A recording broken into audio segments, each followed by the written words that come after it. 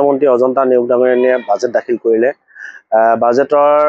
কিছু সংখ্যক আমি দেখিবলৈ পাইছো বা বাজেটখন আমি শুনিছো সম্পূৰ্ণকৈ এতিয়াও যদি অধ্যয়ন কৰা নাই আমি যিখিনি মূল বিষয়ৰ ওপৰত গুৰুত্ব প্ৰদান কৰিব লাগে সেই বিষয়সমূহ আমি চালি জাৰি চাইছো আৰু দেখিছো যে এই বাজেটখন আসলতে আয় ক'ৰ পৰা হ'ব সেই ক্ষেত্ৰত কোনো ধৰণৰ উল্লেখ নাই এখন বাজেট যেতিয়া প্ৰস্তুত কৰা হয় সেই বাজেটত আয় আৰু ব্যয় এই দুইটাৰ ওপৰত নিৰ্ভৰ কৰি এখন বাজেট প্ৰস্তুত কৰা হয় আৰু আমি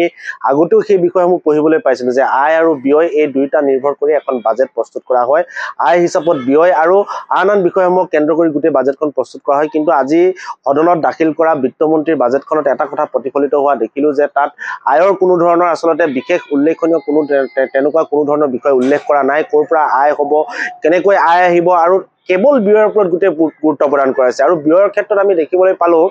বাজেটত সৰহসংখ্যক ব্যয় কেৱল হিতাধিকাৰী সৃষ্টিৰ নামত তেখেতসকলে কৰিবলৈ চেষ্টা কৰিছে এইটো আসলতে আমাৰ কাৰণে অৰ্থনীতিৰ কাৰণে আটাইতকৈ এটা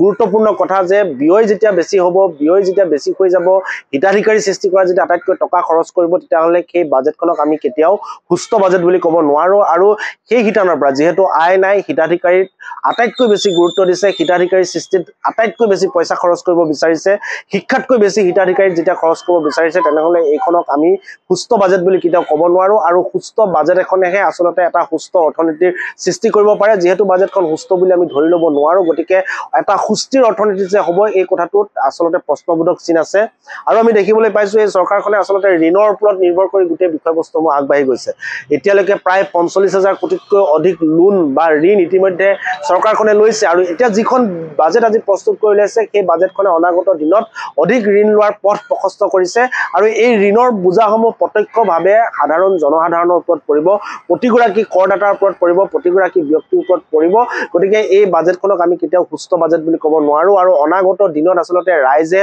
আয় আৰু ব্যয় এই দুয়োটা দিশৰ ওপৰত নিৰ্ভৰ কৰি এখন সুস্থ বাজেট প্ৰস্তুত হোৱাটো বিচাৰে এই বাজেটখনক আমি কেতিয়াও সুস্থ বাজেট বুলি ক'ব নোৱাৰো